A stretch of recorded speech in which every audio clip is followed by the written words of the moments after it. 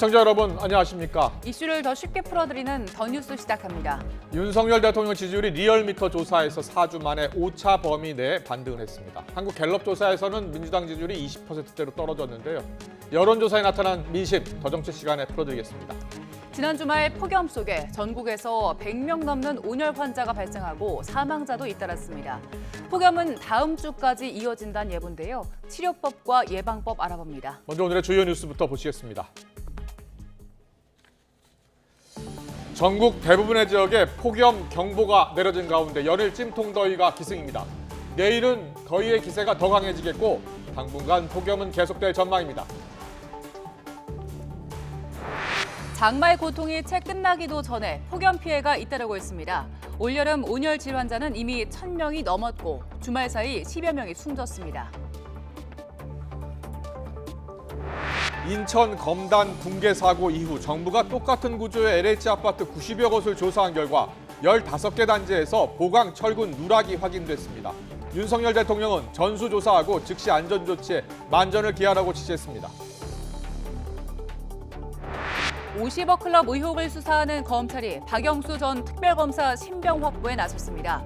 검찰은 박 전 특검 딸이 화천대유에서 빌렸던 11억 원이 박 전 특검의 몫이었다고 보고 혐의를 추가 적용했습니다. 여야는 이동관 방송통신위원장 후보자 지명을 놓고 대립하고 있습니다. 여당은 공영방송 정상화가 두려우냐며 공세에 나섰지만 민주당은 인사참사의 활용 점정이라며 철회를 촉구했습니다. 러시아에 대한 우크라이나의 드론 공격이 잇따른 가운데 수도 모스크바에서도 드론 공습이 이뤄졌습니다. 우크라이나 젤렌스키 대통령은 러시아 본토 공격 의지를 피력했습니다. 이동관 방송통신위원장 후보자 지명을 둘러싼 여야 대립이 점점 더 격화하고 있습니다. 국민의힘은 공영방송 정상화가 두렵냐면서 역공에 나섰지만 민주당은 이 후보자가 방송장악위원장이 될 거라며 거듭 지명 철회를 촉구했습니다. 국회 연결합니다. 박기원 기자. 네, 국회입니다. 이동관 후보자 관련 공방이 오늘도 계속되고 있죠? 네, 그렇습니다. 국회는 다음 달 16일까지 휴회기에 들어가지만 이동관 방송통신위원장 후보자 지명을 두고 신경전이 이어졌습니다. 국민의힘은 이 후보자가 공영방송 공정화라는 윤석열 정부 국정과제의 적임자라는 입장입니다. 야당의 비판에 대해선 공영방송이 제 모습을 찾는 것이 두렵기 때문이라며 방통위 정상화를 막으려는 것이라고 비판했습니다. 이어 문재인 정부 시절 방송 장악은 더 심했다고 역공을 폈는데 직접 들어보시겠습니다. 방송 장악이란 다름 아닌 민주당의 전공 분야임을 지적하지 않을 수 없습니다. 민주당이 이동관 후보자를 반대하는 진짜 이유는 바로 이러한 공영방송의 정상화가 두렵기 때문일 것입니다. 2017년 정권을 잡자마자 그러면서 민주당을 향해 합리적인 반대 사유가 있다면 청문회 질의를 통해 밝혀달라고 했는데 민주당은 이 후보자 지명이 윤석열 정권 인사참사의 활용 점정이라며 당장 지명을 철회하라고 맞받아쳤습니다. 아침 최고위에서도 자녀 학폭 의혹과 부정 인사청탁 의혹 등을 일일이 거론하며 압박 수위를 높였는데요. 특히 김영호 통일부 장관 임명 강행에 이어 이 후보자를 임명한다면 윤석열 정부가 홍위병 집합소라는 오명에서 벗어나기 어려울 것이라고 지적했습니다. 이어서 들어보시겠습니다. 방송장악위원장 이동관 특보까지 더해지면 윤석열 정권은 홍위병 집합소라는 오명을 벗어나기 어려울 겁니다. 인사참사의 활용 점정이나 마찬가지인 이동관 특보 지명을 철회하고 다만 다음 달 중순으로 예상되는 이 후보자 인사청문회 보이콧 가능성에 대해선 한 달 내내 청문회를 해도 모자랄 정도로 의혹이 많다며 선을 그었습니다. 오늘 과방위에서는 우주항공청 설치와 관련해서 안건조정위원회가 열린다고요? 네, 그렇습니다. 국회 과학기술정보방송통신위원회는 잠시 뒤 오후 2시부터 안건조정위원회를 열고 1소위원장 선출 방안을 논의합니다. 애초에 우주항공청 설치 법안 논의가 지지부진하면서 법안 논의를 진행할 1소위원장 자리가 문제가 된 겁니다. 야당은 관례대로 원내일당 간사인 조승래 의원을 선출해야 한다고 주장하지만 여당은 우주항공청 설치에 반대되는 법안을 낸 조 의원은 안 된다며 맞서고 있습니다. 안조위는 야당 3명, 여당 2명, 그리고 무소속 1명으로 구성되는데 국민의힘에서 탈당한 하영재 의원이 무소속 몫으로 포함돼 사실상 3대3 구도가 된 만큼 쉽사리 결론이 나오기는 어려울 것으로 보입니다. 이와 별개로 여야는 오늘 오전 수해복구 TF 2차 회의를 진행했습니다. 도시침수법과 농업재해대책법, 산림재난방지법 등 피해 지원과 재발 방지 관련 법안들을 이르면 다음 달 국회에서 처리하기로 뜻을 모으며 시급한 민생 법안에 대해선 여야가 손을 맞잡았습니다. 지금까지 국회에서 YTN 박견입니다. 언론 관련 현업단체와 시민단체는 이동관 방송통신위원장 후보자의 지명 철회를 요구하면서 긴급 기자회견에 나섰습니다. 이들은 이 후보자가 과거 정부에서 언론 탄압을 주도한 장본인이라면서 이 후보자 임명을 강행하는 것은 언론 장악을 넘은 국가 폭력이라고 주장했습니다. 직접 들어보겠습니다.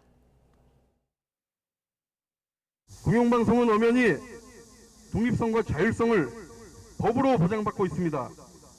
그런데도 이렇게 시대착오적인 인사 개입을 통해서 공영방송을 장악하게 하겠다는 것은 그 발상은 우리 언론계는 물론이고 전 국민적 저항에 부딪힐 것입니다. 학교 폭력도 마찬가지이듯이 때려야만 폭력이 아닙니다. 이동관 씨가 자행했던 언론인 사찰과 퇴출, 노동조합 무력화, 방송인 사상검증 시도는 학교 폭력보다 더한 명백한 국가폭력이었습니다. LH가 발주한 아파트 15개 단지 지하주차장에서 철근 누락이 확인된 가운데 윤석열 대통령이 아파트 지하주차장 부실공사에 대한 전수조사를 지시했습니다. 국토교통부는 15개 단지에 관한 정보를 최대한 투명하게 공개하는 건 물론 민간 아파트에 대해서도 점검하는 등 후속 조치를 서두르고 있습니다. 취재기자 연결합니다. 이동우 기자. 예, 경제부입니다. 네, 윤 대통령이 아파트 지하주차장 부실공사에 대해서 전수조사를 지시했다고요? 예, 그렇습니다. 윤 대통령 오늘 수석 비서관 회의에서 아파트 부실공사에 대해 전수조사를 하고 즉시 안전조치에 만전을 기하라고 원희룡 국토부 장관에게 지시했습니다. 최근 인천 검단 아파트 지하주차장 붕괴 사고의 원인으로 지적된 철근 누락이 LH 발주 아파트 단지 15군데에서도 무더기로 확인되자 이 같은 지시를 내린 것으로 풀이됩니다. 앞서 원희룡 국토부 장관은 설계 감리 책임자에 대해 가장 무거운 징계 조치와 함께 즉각 수사 의뢰와 고발 조치를 해달라고 LH에 촉구했습니다. 네, LH가 발주한 15개 단지에서 철근이 누락됐다는 게 많은 분들께 충격적일 텐데 이 소식 조금 더 자세하게 전해주시죠. 예, 인천 검단의 신축 아파트 지하주차장 붕괴 사고 원인으로 지적된 철근 누락이 다른 아파트 단지에서도 무더기로 확인돼 충격을 주고 있는데요. 국토교통부는 이와 관련해 어제 LH 서울지역 본부에서 원희룡 장관 주재로 공공주택 긴급 안전점검 회의를 열었습니다. 이 자리에서 LH는 지하주차장에 무량판 구조를 적용한 발주 아파트 91개 단지를 전수조사한 결과 16.5%인 15개 단지에서 전단 보강근이 미흡한 점을 발견했다고 보고했습니다. 이 가운데 10개 단지는 구조 계산이 제대로 되지 않았거나 구조 계산은 제대로 됐지만 설계 도면에 전단 보강근 표기를 빠뜨리는 등 설계 미흡으로 철근이 빠진 것으로 드러났습니다. 이와 관련해 원희룡 국토부 장관은 무량판 구조로 설계 시공을 하면서 전단 보강근 등 필수 설계와 시공 누락이 생기게 한 설계와 감리 책임자에 대해서는 엄중한 징계 조치와 함께 즉각 수사 의뢰는 물론 고발 조치를 해달라고 LH에 지시했습니다. 무량판 구조는 보호 없이 기둥이 직접 상판을 지지하기 때문에 기둥이 하중을 견딜 수 있도록 철근을 튼튼하게 감아줘야 합니다. 네, 안전조치 서둘러야 될 것 같습니다. 국토부와 LH의 후속 조치에 대해서도 설명해 주시죠. 예, 문제가 드러난 15개 단지 가운데 이미 입주를 마친 곳은 5개 단지입니다. 국토부와 LH는 4개 단지에서 정밀 안전점검을 추진하고 있으며 곧바로 보완공사를 할 예정입니다. 1개 단지는 현재 보완공사를 벌이고 있습니다. 입주 전인 10개 단지 가운데 6개 단지는 보완공사 중이며 4개 단지는 입주 전까지 보완공사를 마칠 예정입니다. 국토부는 입주민 협의를 거쳐 철근이 누락된 15개 단지에 관한 정보를 최대한 투명하게 공개할 예정입니다. 또 지하주차장에 무량판 구조를 적용한 민간 발주 아파트 100여 곳도 긴급 안전점검을 벌이는 등 후속 조치를 서두르고 있습니다. 원희룡 장관은 이번 일을 계기로 건설 현장에서 수십 년 넘게 각각회는 지난 6, 7년간 비정상이 쌓이고 쌓인 부분에 이권 카르텔을 도려내고 업무 부실은 근본적으로 끊어내겠다고 강조했습니다. 원장관은 건설 이권 카르텔과의 전쟁을 올해 하반기에 주요 과제로 제시하기도 했습니다. 지금까지 경제부에서 YTN 이동호입니다. 대장동 비리의 일환인 50억 클럽 의혹을 수사하고 있는 검찰이 다시 한번 박영수 전 특별검사 신병 확보에 나섰습니다. 검찰은 박 전 특검 딸이 과거 화천대유에서 일하면서 빌렸던 11억 원이 사실상 박 전 특검의 몫이었다고 보고 관련 혐의를 추가 적용했습니다. 취재 기자 연결합니다. 송재인 기자.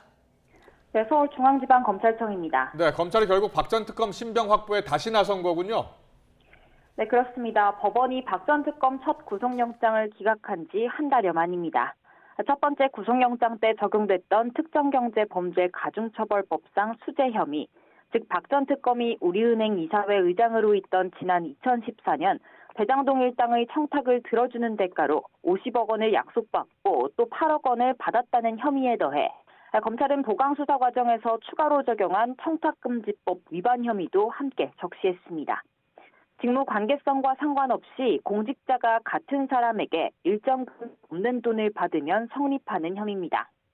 검찰은 앞서 보강수사 과정에서 박 전 특검의 딸이 2016년 화천대유에 입사해서 얻은 이익의 일부가 사실상 박 전 특검의 몫이었다고 보고 딸도 청탁금지법 공범으로 입건해 수사해왔습니다.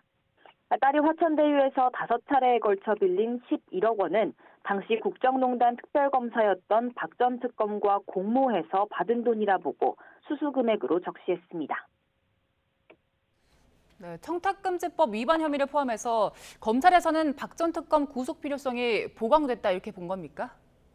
네, 그렇습니다. 검찰 관계자는 박 전 특검의 영장을 재청구하면서 보강 수사를 통해 혐의 전반에 대한 구체적인 증거 보강이 이뤄졌다며 자신감을 보였습니다.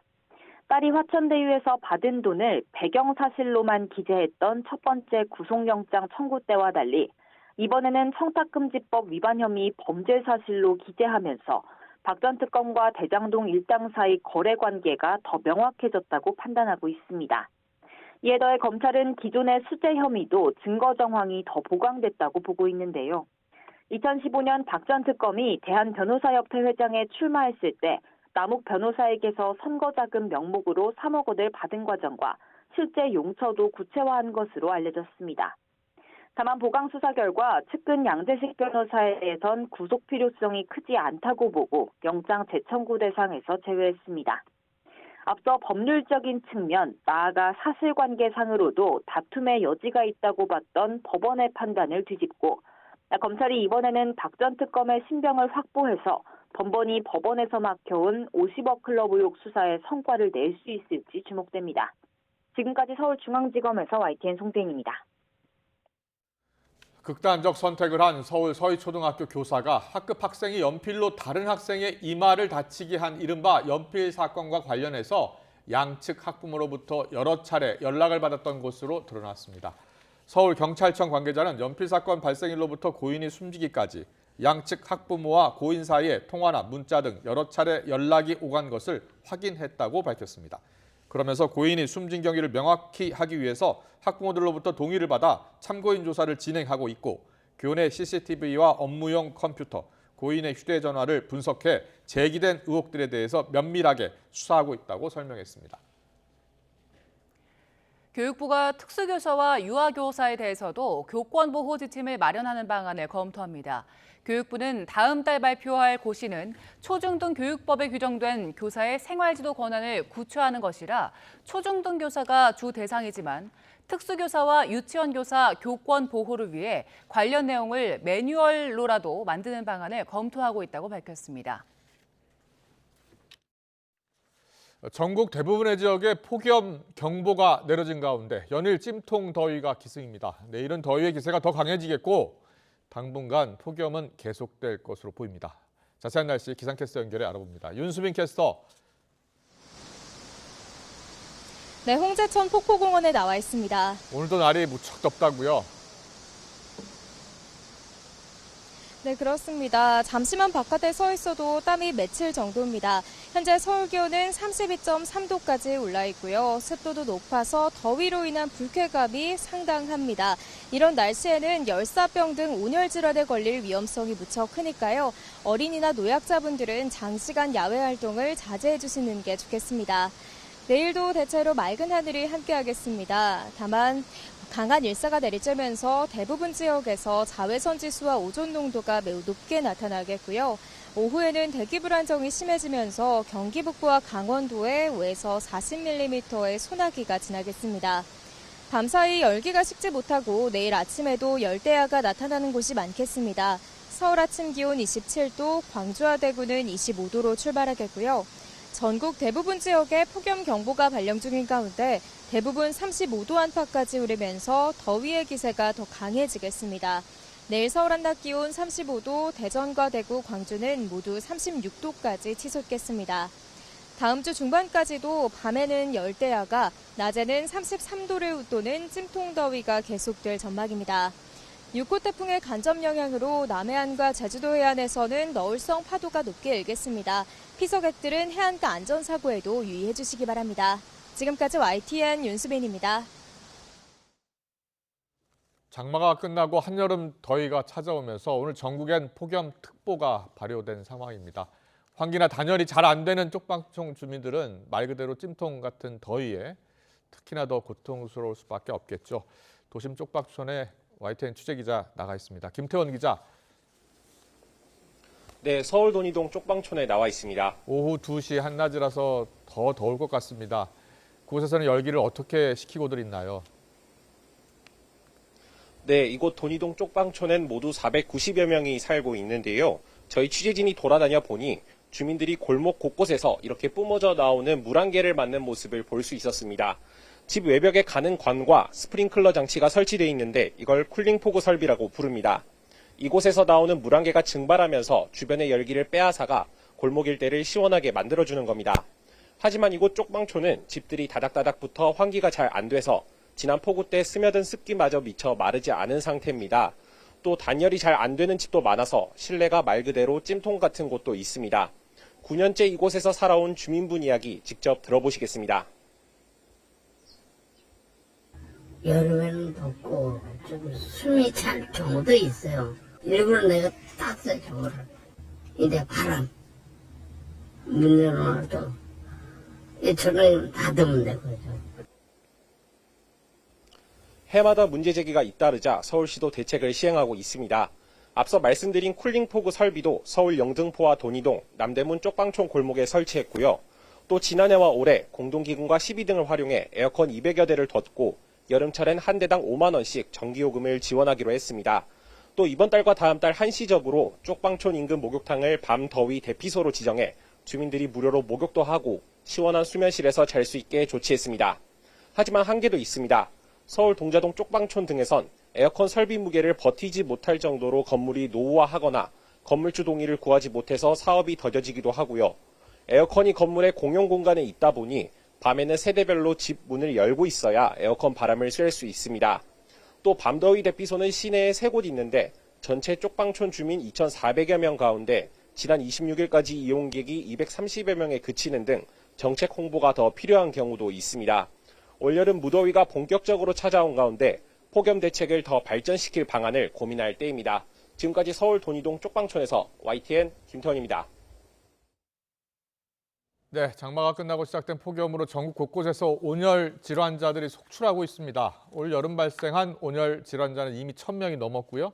주말 사이에 사망자도 잇따랐습니다. 취재자 연결해 알아보겠습니다. 신지원 기자.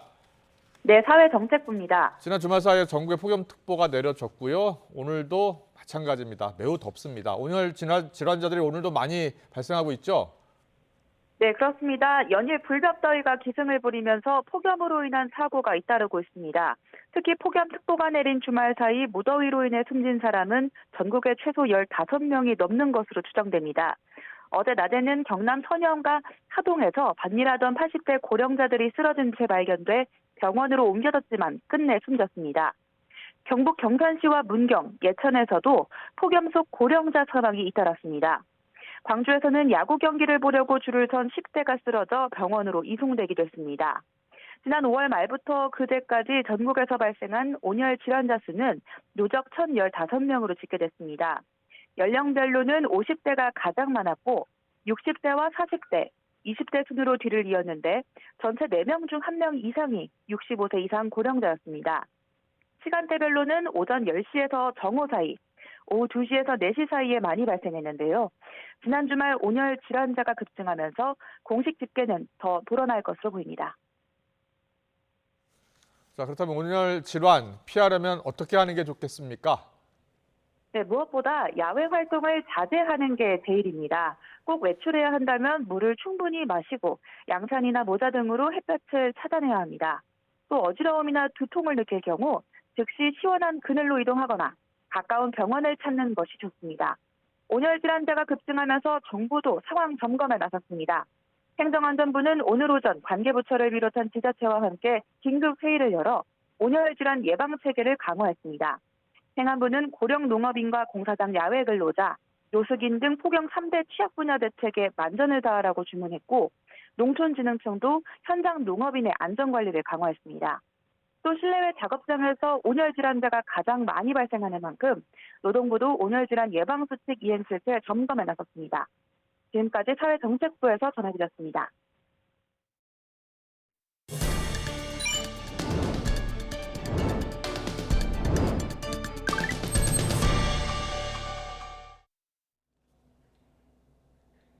네, 여기는 미국의 한 가정집 수영장인데요. 잘 보시면 흑곰 한 마리가 몸을 담그고 있죠. 덥다 못해 뜨거운 날씨에 지친 야생곰이 수영장을 찾아온 겁니다. 현지 경찰은 곰들이 수영장에서 몸을 식힌 뒤에 숲으로 향했다가 더워지면 다시 수영장을 찾는다며 주의를 당부하기로 했습니다. 곰만 더운 건 아닐 겁니다. 기록적인 폭염에 사구와 선인장이 말라 죽기도 했는데요. 이 선인장은 뜨거운 사막 날씨에서 잘 자라지만 저녁에는 열을 식혀야 하는데 밤에도 더위가 계속돼서 스트레스로 질식하거나 고사한 겁니다. 피닉스는 미국 중서부 애리조나에 있는 도시인데요. 현지 시각 30일 43.3도를 기록하면서 한 달 내내 40도를 웃돌았습니다. 지난 1974년에 최장 기록인 18일 연속을 넘어섰습니다. 이 같은 열돔 현상은 미국 전역에서 계속되고 있습니다. 38도에서 43도의 뜨거운 공기가 머무르는 건데 미국 인구 절반에 육박하는 1억 7,500만 명이 열돔 영향권에 놓였습니다. 이런 더위는 알프스의 빙하도 녹였습니다. 빙하가 녹아내리면서 과거 눈에 파묻힌 각종 흔적이 드러나고 있는데요. 빙하 사이로 등산화와 또 각종 등산 장비가 보입니다. 37년 전에 실종된 산악인의 유해와 함께 발견됐습니다. 알프스 테오들 빙하는 한여름에도 스키를 탈 수 있어서 유명했는데 빙하량이 줄어들면서 지금은 스키장 운영이 중단된 상태고요. 또 남극해에서는 해빙이 갑자기 줄어 44년 만에 가장 낮은 수준을 기록했습니다. 글로벌 보일링, 지구 열대화의 시대가 왔음을 지구 곳곳에서 알려주고 있습니다. All this is entirely consistent with predictions and repeated warnings. The only surprise is the speed of the change. Climate change is here, it is terrifying, and it is just the beginning. The era of global warming has ended, the era of global boiling has arrived.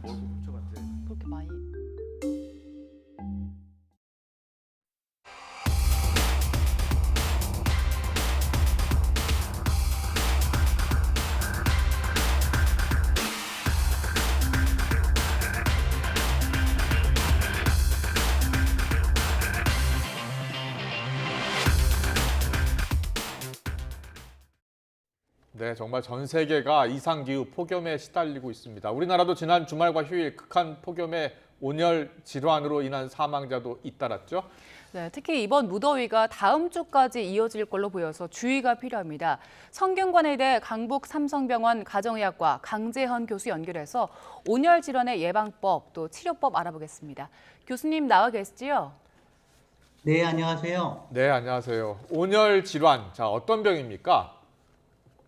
네, 고온에 장시간 노출될 경우에 몸에서 충분히 열을 발산시킬 수 없는 상황이 되면 예. 체온 조절 기능에 문제가 생겨서 생기는 그런 생리적인 손상 또는 질병을 말하는데요. 예. 그 대표적인 것으로 일사병, 열사병, 열경련 등이 있습니다. 네, 네. 네, 대표적으로 열사병, 일사병 말씀해 주셨는데 이 두 질병이 어떻게 다른 건가요? 네, 일사병과 열사병은 둘 다 고온 환경에 장시간 노출됐을 때 나타나고 또 어지럽고 피로하고 구역 구토가 나온다는 점에서 비슷합니다. 근데 네. 근본적인 차이는 일사병의 경우는 땀이 나면서 체온을 밖으로 배출하려는 그런 기능이 유지가 되기 때문에 예. 체온이 높더라도 보통 40도 이하인 경우가 대부분이거든요. 근데 반면에 열사병의 경우는 뭐 노인이나 기저질환이 있는 분들, 이런 분들이 고온 다습한 환경에 오래 노출됐을 때 나타나는데 땀이 안 납니다. 무슨 얘기냐면 뇌에 문제가 생겨서 체온을 조절하는 능력이 상실되기 때문에 네. 체온이 40도 이상 올라간다는 그 위험한 상황이 된다는 차이가 있습니다. 네. 자, 열사병과 일사병의 차이점에 대해서 말씀해 주셨는데요. 이제 증상은 저희가 이제 살펴봤고, 그러면 어떻게 치료를 해야 됩니까? 예, 치료를 해야 되는데 우선 일사병 증상이 나타나게 되면은 서늘한 장소로 옮기는 게 가장 먼저고요. 네. 뭐 찬 젖은 수건을 이용해서 체온을 낮추려는 노력, 그리고 선풍기를 틀어주거나 또는 에어컨이 나오고 있는 시원한 곳으로 옮기는 게 중요합니다. 근데 체온이 낮아지지 않는다던가 의식이 안 좋다던가 하면은 바로 응급실로 이송을 해야 될 거고요. 반면에 열사병은 보통 의식이 없는 경우가 많습니다. 그래서 바로 119를 불러서 응급실로 이송을 바로 해야 되는데요. 그 기다리는 몇 분의 시간이라 할지라도 아이스팩이라든지 이런 체온을 낮출 수 있는 부분으로 최대한 체온을 낮추면서 기다렸다가 빠르게 응급실에서 치료를 받는 게 필요합니다. 그렇군요. 예. 증상들을 좀 알아보면 좋을 것 같은데요. 어떤 증상들을 내가 겪어야 내가 지금 온열 질환을 겪는 거구나라고 알 수 있는 겁니까? 예, 우선 어지럽습니다. 심하게 어지럽고 체온이 올라가면서 구역 구토가 생기고요. 또 근육이 경련이 생긴다든가 맥박이 빨라지거나 호흡이 빨라지는 경우도 있습니다. 그리고 심해질 경우, 특히 열사병으로 넘어가게 되면은 의식이 저하되거나 의식이 없는 경우까지 생길 수가 있습니다. 자, 의식이 없다면 바로 119에 신고하는 게 중요하잖아요. 그럼 119 그렇죠. 구급대원들이 오기 전까지 할 수 있는 조치는 어떤 게 있겠습니까? 예, 우선 체온을 낮추는 게 가장 중요하기 때문에 만약에 몸에 젖은 수건을 대고 그 다음에 선풍기를 쬐어주는 방법으로 체온을 낮추는 것, 또 서해부라든지 또는 겨드랑이 이런 부위에다가 아이스팩을 넣어서 최대한 빠르게 40도 이상으로 올라간 체온을 낮추는 게 중요한데요. 왜냐하면 체온이 40도 이상으로 올라간 시간이 길어지면 나중에 적절히 치료가 되더라도 뇌 손상이 생길 수도 있기 때문입니다. 그 이제 외부적인 방법으로 체온 낮추는 법을 알려주셨는데 시원한 물을 먹는 것도 도움이 될지 궁금한데요. 갑자기 그 덥다가 시원한 물 먹으면 이렇게 어지럽기도 하잖아요. 그런 증상들은 괜찮습니까? 예, 우선 그 의식이 잃고 사실은 아직은 일사병 단계라고 생각이 될 때는 시원한 물을 충분히 마시는 것도 도움이 되고요. 근데 사실은 땀을 많이 흘리게 되면 물만 소실되는 게 아니라 몸의 전해질도 같이 소실이 되거든요. 그래서 이런 경우는 그냥 생수뿐만 아니라 이온 음료를 같이 마시게 되면 도움이 될 수도 있습니다. 어르신들 경우에 이제 혼자 지내는 분들도 많으시잖아요. 근데 이럴 때 혼자 계실 때 어떤 조치를 취할 수 있겠습니까? 119에 신고하는 거 빼고요. 사실은 최대한 너무 더울 때는 혼자 계시지 않도록 하는 게 가장 좋은데요. 상황이 쉽지 않을 경우에는 같은 어르신이라 할지라도 한 분 이상이 같이 계시면 도움이 돼요. 그래서 피치 못할 이유로 덥지만 잠깐 나갈 경우에라도 혼자 나가시는 것보다는 한 분 이상의 다른 분과 같이 나가게 되면 도움이 될 거고요. 예. 크게 문제가 되기 전이라도 어지러움을 느낀다든가 두통을 느끼신다면 바로 쉬시고 또 의료기관을 방문해서 진찰이나 검사를 받아보시는 게 좋겠습니다. 그 가족분들이나 아니면 주변 이웃분들이 계속 전화로 확인도 하고 그게 좋겠네요. 예, 그렇습니다. 특히 댁에 계시더라도 계신 댁이 에어컨이 설치가 안 돼 있거나 또는 여러 가지 사정으로 많이 더운 위치에 있다면은 특히 자주 연락을 해보시는 게 좋겠고요. 요새는 지자체마다 너무 더울 때 쉼터가 있거든요. 그래서 좀 시원한 곳으로 옮겨 계시는 것도 방법이겠습니다. 사실 젊은 건강한 사람들은 이 온열 질환을 크게 이렇게 치명적으로 생각하지 않는데 보니까 치사율이 굉장히 높은 병이더라고요. 합병증도 있다면서요? 예, 그렇습니다. 특히 온열 질환 중에서 열사병이 생겼을 경우에 오래 지속이 되면은 우선 뇌 손상이 나타날 수도 있고 신장을 비롯한 여러 장기에 나중에 회복이 어려운 손상이 올 수도 있고요.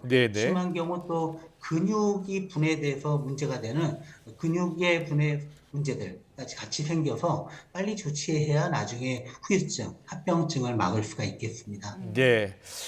그런데 이제 불가피하게 야외 활동을 할 수밖에 없는 그런 분들도 있잖아요. 어떤 점을 주의해야 할까요? 만약에 가능하다면 가장 더운 12시에서 5시 사이는 피해서 오전이나 또는 저녁에 나가서 어떤 일을 보시는 게 가장 좋고요. 피치 못할 경우에는 수시로 시원한 물을 마시면서 특히 갈증이 느껴지는 상황이 오지 않도록 하는 게 중요하고요. 또 복장도 중요한데 통풍이 잘 되는 옷을 입도록 하고 그다음에 꼭 모자나 선글라스까지 보호를 해가지고 외부의 그런 고온이나 따가운 햇볕이 몸에 문제를 느끼지 않도록 해야 되겠습니다. 그리고 마지막으로 밖에서 다니거나 일을 할 때도 중간중간에 그늘이나 서늘한 곳에서 잠깐 쉬었다가 다시 이동하는 방법이 좋겠습니다. 이번 주 내내 계속 덥더라고요. 그래서 이런 온열 질환 예방하고 또 평소에 내 건강을 지키려면 중요하게 챙겨야 할 것도 어떤 게 있을까요?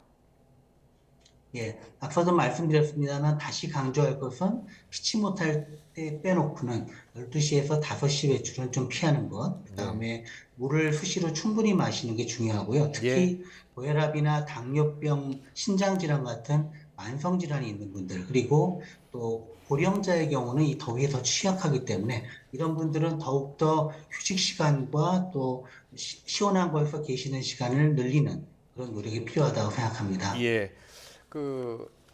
날씨가 더우면 음료를 많이 찾게 되는데요.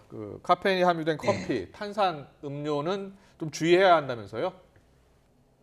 그렇습니다. 특히 커피라든지 음료수 중에서도 카페인이 들어있는 음료수가 많은데요. 이런 음료수는 카페인 자체가 이뇨작용, 즉 몸의 수분을 콩팥을 통해서 외부로 배출하는 역할을 합니다. 따라서 음료수를 마셨는데도 소실되는 물이 더 많기 때문에 오히려 이 온열 질환을 가속화할 수가 있습니다. 그래서 드실 때는 꼭 시원한 물 그리고 카페인이 들어있지 않은 음료를 드시는 게 좋겠습니다. 알겠습니다. 그리고 요즘 이제 밤에도 덥습니다. 열대야 때문에 에어컨, 선풍기 켜고 주무시는 분들 많은데 에어컨이나 선풍기 같은 냉방기기 틀 때 어떻게 틀어야 건강에 무리가 안 될까요?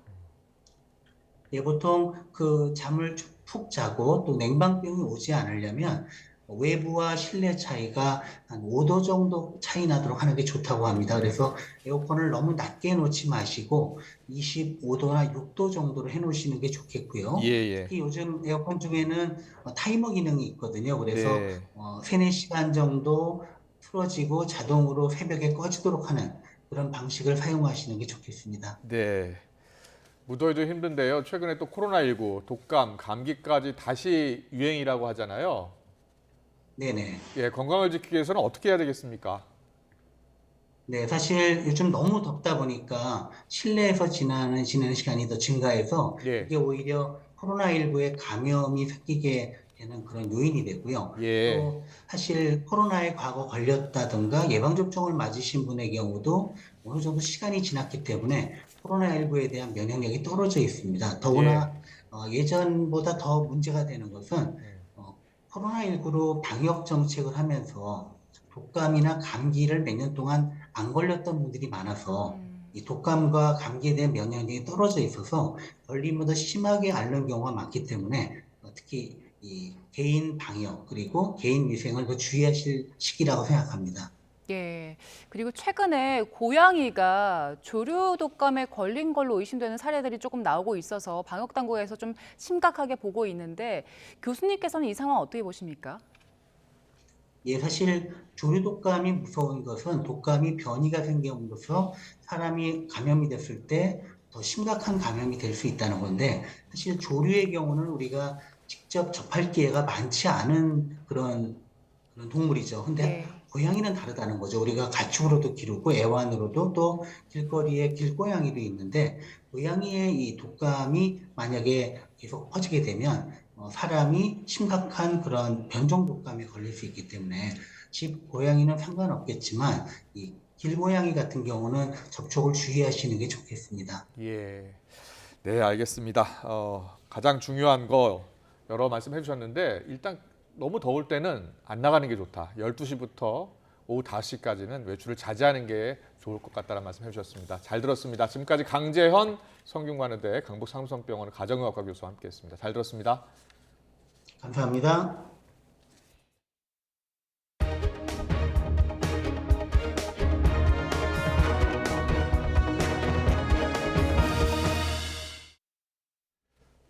네, 적은 비용만 내면 가게를 홍보해 주겠다라는 광고 업체의 전화.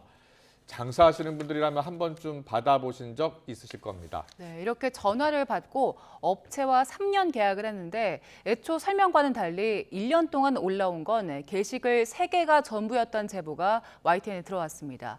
1년 동안 참았던 가게 사장이 가게 계약 해지를 요구했더니 업체는 답을 미루다가 고소하겠다는 말이 나오자 환불해주겠다면서 태도를 바꿨습니다. 안동준 기자의 보도입니다. 지난해 6월 카페리언 A씨는 개업 며칠 뒤 가게를 홍보해주겠다는 광고업체의 전화를 받았습니다. 하루 800원씩 서버 비용만 내면 각종 홍보 혜택을 제공해준다는 말에 선뜻 계약서에 서명했습니다. 정부 지원금으로 운영되는 협력센터라고 소상공인 협력센터라고 하니까 뭔가 정부에서 운영하는 그런 좀 믿을 만한 센터구나 싶어가지고. 그러나 계약 일주일이 지나도록 가게 홈페이지 제작과 내비게이션 위치 등록 등 계약서에 명시된 활동은 이루어지지 않았습니다. 실망한 A씨가 계약을 해지하겠다고 했더니 업체는 3년 요금에 가까운 79만 원을 위약금으로 요구했습니다. 알고 보니 계약서에는 1년 약정이 있다는 내용이 쓰여 있었는데 A씨는 계약 당시 업체에서 명확한 설명을 들은 적 없다는 입장입니다. 그리고 일반 광고의 수처럼 3년은 무조건 모두 다 이용을 하셔야 된다는 의무 기간이 없기 때문에 별도 추가 비용이나 위약금 적용 없이 1년간 발부자금 혜택 그대로 양도받을 보면서 시도 처리까지 모두 가능하신 내용이에요.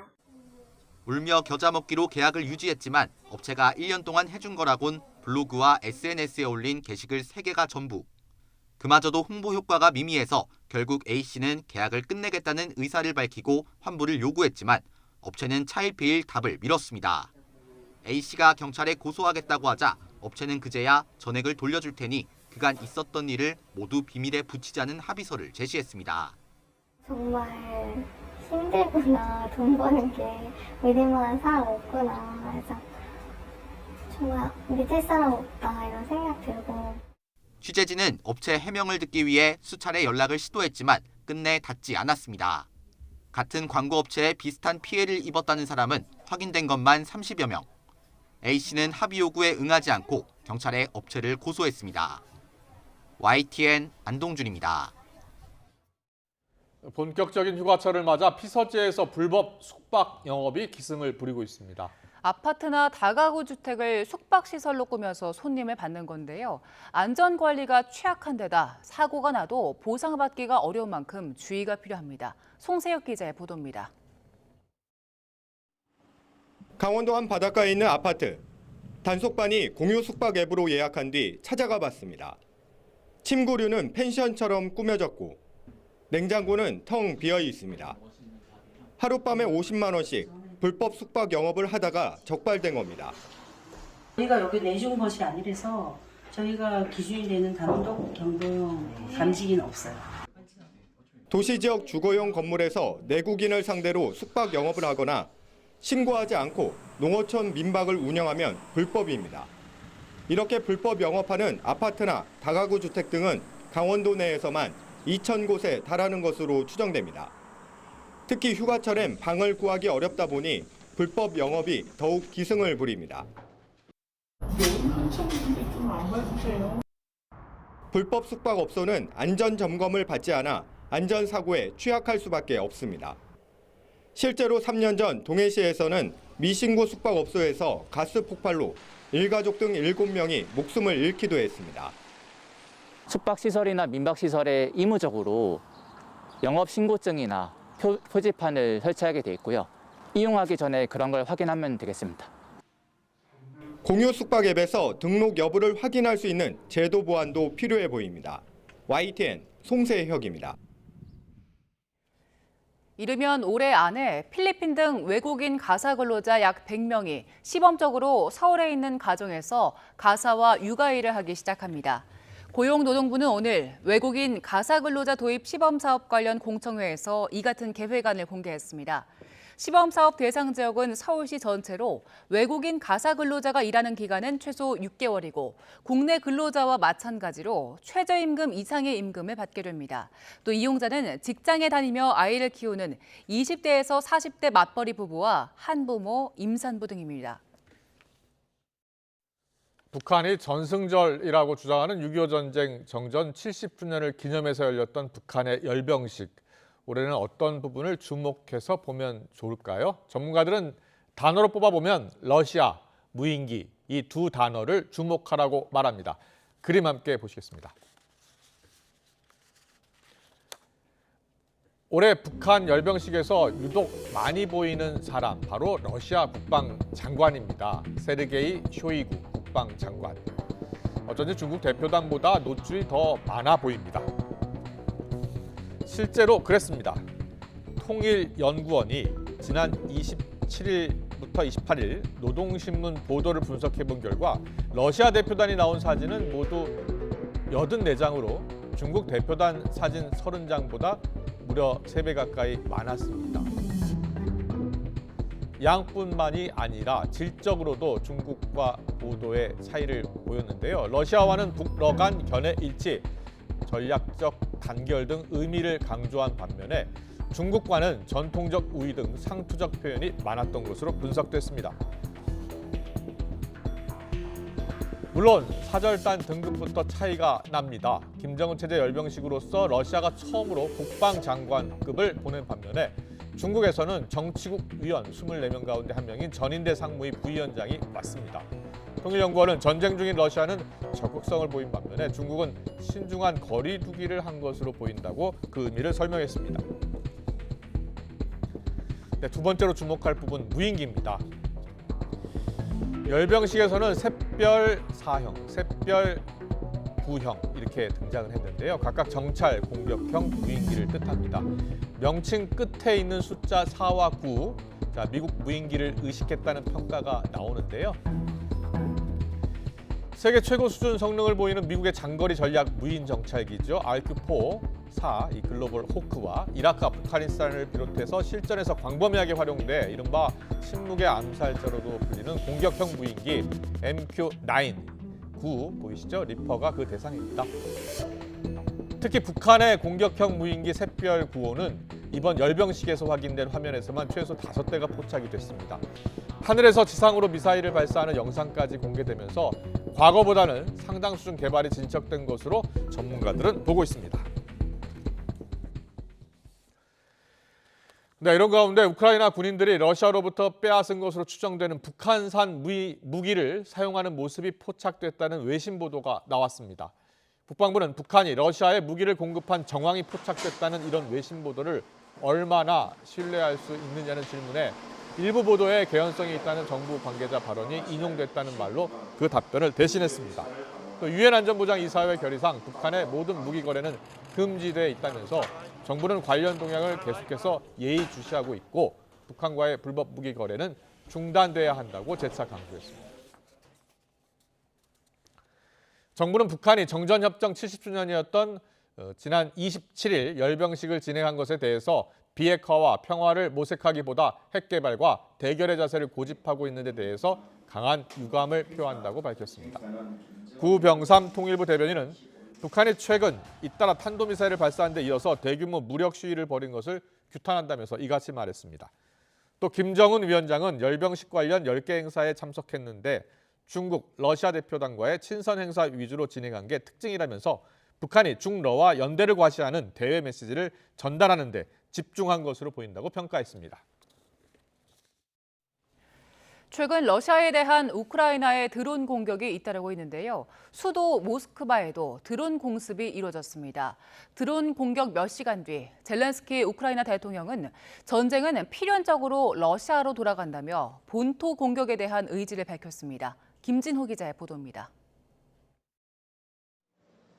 일요일 새벽 모스크바 중심가에서 큰 폭발이 일어납니다. 놀란 사람들이 비명을 지르고 폭발 지역으로 다가갑니다. 우크라이나의 드론 공격으로 인한 폭발로 보입니다. 러시아 국방부는 드론 3대를 요격했지만 모스크바 서쪽에서 기업 사무실과 상가로 쓰이는 건물이 타격을 받았다고 밝혔습니다. 드론이 떨어진 곳은 모스크바 내에서도 현대식 고층 건물이 밀집한 모스크바 시티 경제 지역입니다. 우크라이나 공군은 모스크바를 겨냥한 이번 공격은 전쟁을 먼 얘기쯤으로만 여겨온 평범한 러시아인들에게 충격을 주는데 목적이 있었다고 밝혔습니다. Ночью около 3:43 я прям просыпаюсь от лютого грома. Я подумала, может гром, может молния. Смотрю, нет ни дождя, ничего. И я понимаю, что у меня собака забилась от страха под диван. 드론 공격 몇 시간 뒤 우크라이나 대통령이 나서 러시아 본토 공격 의지를 밝혔습니다. Поступово війна повертається на територію Росії до її символічних центрів та військових баз, і це неминучий, природній та абсолютно справедливий процес. 블라디미르 푸틴 러시아 대통령은 지난해 2월 우크라이나를 침공한 이후 최소한 표면적으로라도 러시아인 일상에 전쟁이 악영향을 미치는 상황을 막으려 해왔습니다. 하지만 우크라이나 군은 점점 더 많은 무인기를 단순한 정찰 목적을 넘어 실전 배치하면서 전쟁을 러시아 본토로 끌어들이고 있습니다. 우크라이나는 지난 24일에도 모스크바 시내 국방부 청사에서 2km 정도 떨어진 지역의 비주거용 건물에 드론 공습을 가했습니다. YTN 김진호입니다.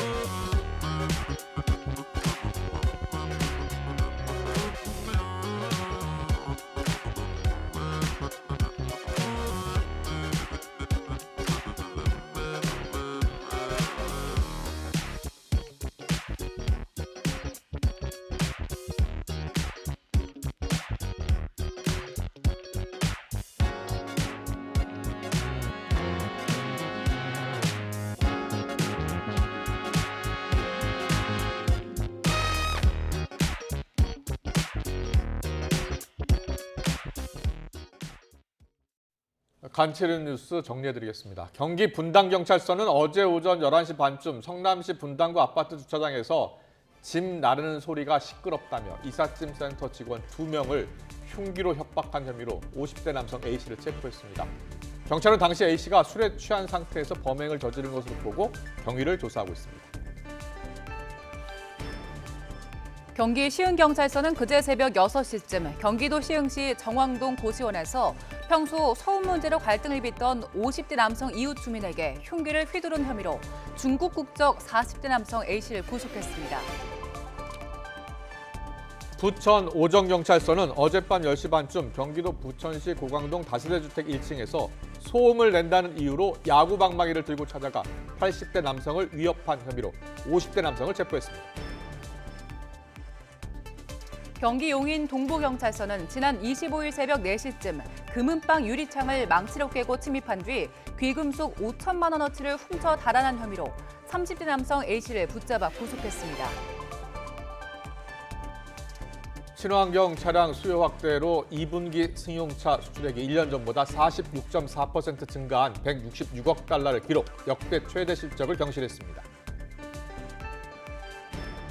상반기 농수산식품 수출액이 미국 수출액 8.2%가 줄어든 여파로 59억 달러를 기록하며 1년 전보다 3.8% 감소했습니다.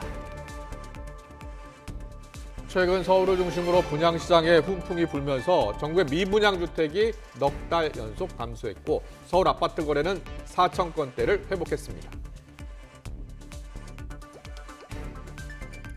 다음 달 서울에서 3천여 가구가 입주하는 등 전국에서 아파트 2만여 가구가 입주합니다. 올 상반기 일본을 찾은 한국인 수가 300만 명을 넘어서 한국을 방문한 일본인의 3.6배에 달한 것으로 나타났습니다. 이승만, 박정희, 김대중 등 역대 대통령의 가족들이 역대 처음으로 지난 주말 청와대 개방 1주년 특별전 우리 대통령들의 이야기를 함께 관람했습니다. 국가보훈부는 미국 종군 기자가 귀신 잡는 해병대란 기사를 타전하게 만들 정도로 6.25 전쟁 당시에 맹활약한 김성훈 중장을 8월에 6.25 전쟁 영웅으로 선정했습니다.